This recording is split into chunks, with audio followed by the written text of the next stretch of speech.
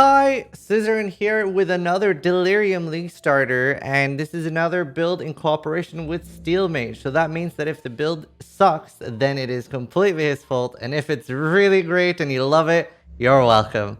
So yeah, it's a very beginner-friendly build guide, and this is Bleed Bow Gladiator. So that's 2 bleed builds from Steelmage.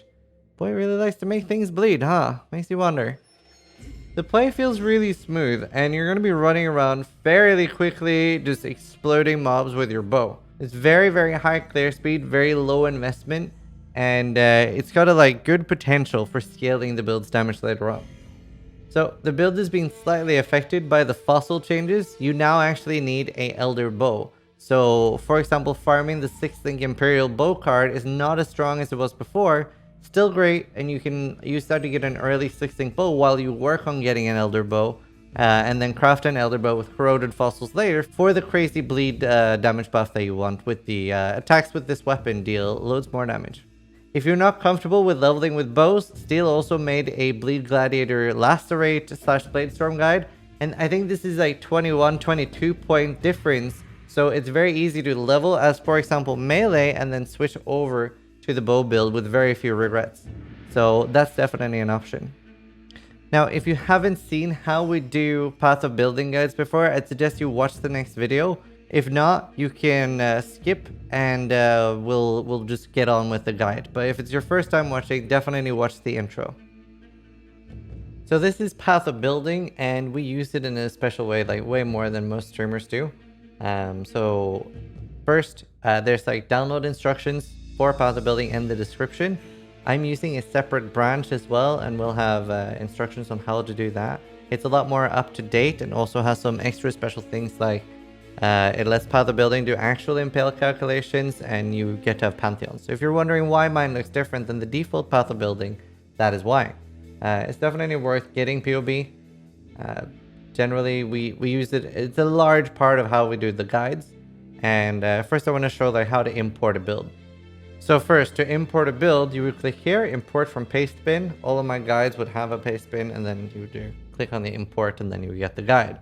If you're ever just wanting to explore a streamer's build or something like that, you can just type in any streamer's profile name, and then click start, and then you have to select through the character that they're playing on, and then you can look at everything like that. Obviously, that won't be a guide, but that's how you do that. This is a video we're going to reuse for every video guide. So the POB and stuff that we'll be showing in the background won't be the one that you're watching most likely. This is more an explanation of how we do our guides, so you know what to look for and how to follow it. So something that makes our guide stand out a lot is instead of just having a finished skill tree and saying, hey, here you go, there's the skill tree, we do this step by step. And the reason for that is to make it a lot more obvious for new players where to go next and what are the most efficient nodes in the start. Because if all you got was this, new players would know where to go here, here, or here first. So we also include ascendancies. If you see here, when you click on normal lab, you can see that the first one in the guide that we're using as an example would be Arena Challenger. When you then click on the Cruel Lab one, it would show Blood in the Eyes, and it's like this on every guide we do.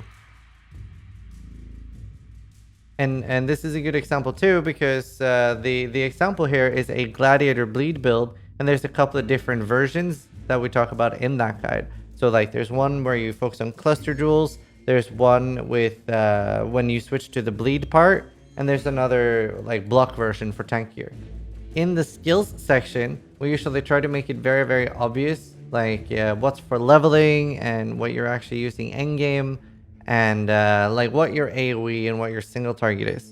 So here are some examples. You have double strike early on for single target, and then you have frost blades for clearing, and then later you switch to blade storm as your ability. And then generally gems will be linked in order of importance as well. So if you only have, for example, in this case, a 4-link, you would use Impale, Rage, and Close Combat. The notes section. So this is made by Mr. Madiki, and it's like an extra thing we do for new players. It looks like a big wall of text, but what this does is that it shows players where each gem is and where you can buy it and where it can be found. And for example, if it's a gem that you normally don't get as that class, we'll try to specify that as well. There'll also be some extra notes what to ascend, what the pantheons are, what the bandits are. So some extra info there, so you don't have to like ask around a lot.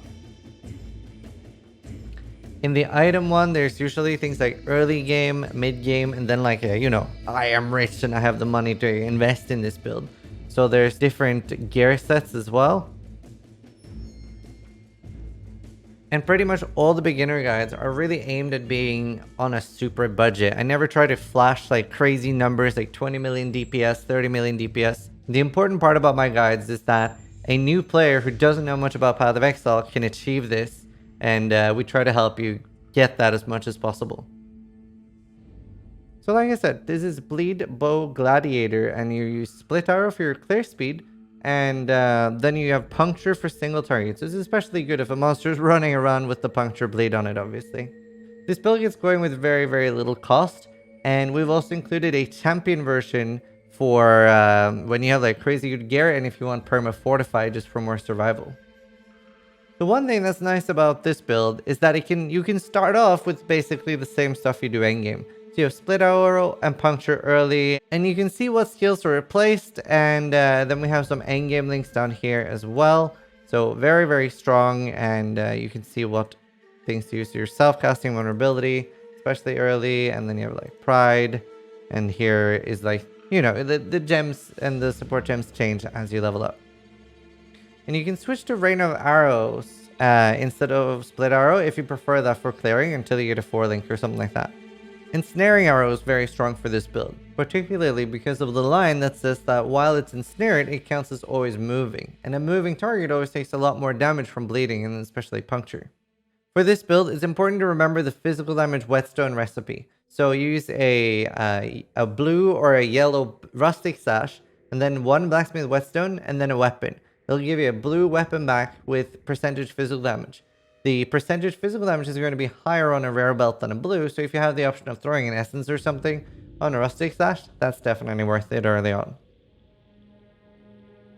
So something that's really, really important for this build is you have some advantages if you farm divination cards. So there are 2 cards in particular that you might consider farming. The Lion card drops from the unique boss, Hyrie, which is the Dishonored Queen found in Mudflats Act 6. And you have around a 1 in 3 chance to get Lionized Vision and Lionized Glare. Both are really strong for this build, especially early on. If you're SSF, these are like definitely worth farming, and in Trade League as well, it can be really good and give you a massive power boost early on. You can also get Lionized Pause and Lionized Fall from this divination card. They're very rare, but also extremely strong for this build if you get them early on. Now remember that the card only drops from the boss, and then just like keep running out and reset it from the Karui Fortress waypoint.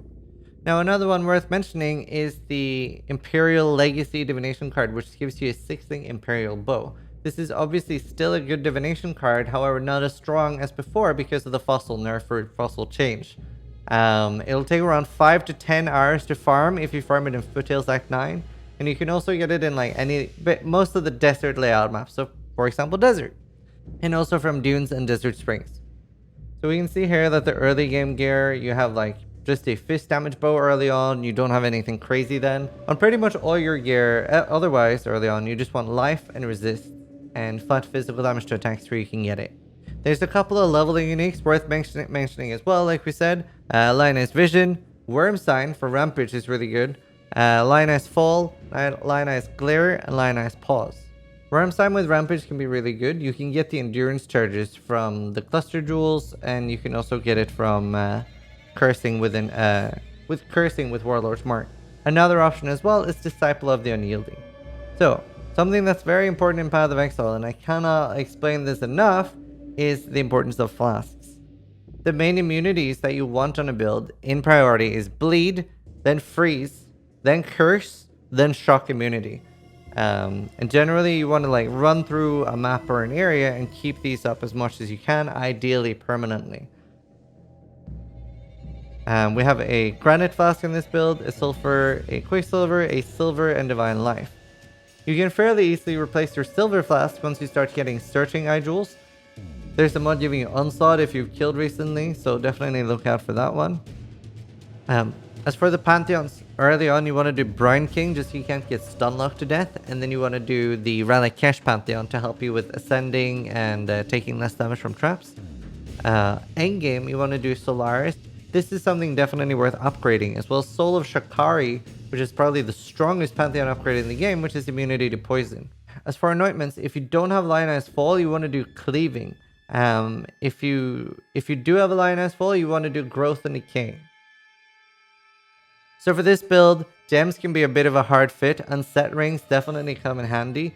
Being able to fit like the self-casting vulnerability and stuff, especially in maps, can be a bit of a problem. So that's why you want to get a vulnerability ring eventually. No, generally the build doesn't have mana issues. Early on at level 59, you can start using Lionized Vision, one of the items that you can very easily farm through the Divination card. And until then, you can just use a Mana Flask, or also get some mana on kill, or leech via node on the tree. So there's multiple ways to sort all your mana issues. For this build, I would just recommend like general standard bow leveling stuff. Early on you could use Quill Rain, and then later Death Opus, and like standard stuff like Gold Rim, Tabitha, and Wanderlust. The biggest quality of life defensive option this build can get is Val Molten Shell. With a Granite Potion down, you're going to get a lot of effective HP, so going to be especially good for bosses and metamorphs. So your prime defenses for this build is Molten Shell, Iron Reflexes, and then Armor. This results in like a lot of the normal monsters barely hitting you for any damage at all. The main sustain for this build is Martial Expertise, giving you Life Leech. And the auras we use for this build is Pride, War Banner, and Flesh and Stone. So there's no special uniques that really make this build work. The Bleed Crafted Elder Bow is definitely going to be a big power spike though, and definitely something you want to go for as soon as you can, but that's fairly easy to craft. Other than that, Rampage and Bleed helps put the build together and makes it like pop off nicely. The build's a little squishy, so you might have to be a little bit careful and make sure that you save your Val Molten Shell for coming up against like something dangerous like a boss. So one of the big strengths of this build is that it's really cheap. The only thing that you have to worry about is getting an Elder Bow and getting the Bleed mod crafted onto it. Other than that, everything should be really cheap, and even that is pretty easy. So to sum up, it's a pretty strong build. You just have to switch between the Split Arrow for clearing, and then you have the Puncture for single target. There's no like complex interactions or anything that you really have to worry about there. Very easy, very straightforward build. It's also got a very high power with a minimal investment, high single target, and fast AoE clear. Everything you want in a build. Some things that are really nice to have for this build is an Elder Helmet. The fossil craft of the percentage fist has been moved to an Elder Helmet now, so on an Elder Helmet you would use a Jagged and Pristine, trying to get the enemies nearby take more physical damage. When you find a Warlord Ring, item level 75 or higher, you would use a Jagged and Pristine on that, trying to give Vuln on hit and life. And for crafting the Elder Bow, you would use a Corroded and a Jagged Fossil. This gives you the chance for bleeding inflicted with this weapon to deal 100% or more damage. And if you get some fist rolls on top of that, that's great. So if there's anything wrong with this build, make sure that you go to twitch.tv/Steelmage. And if you're happy with the build and you enjoyed playing it, go to twitch.tv/Zizaran. Thanks for watching, and I hope everyone has a really great time in Delirium, and try to die less than I do.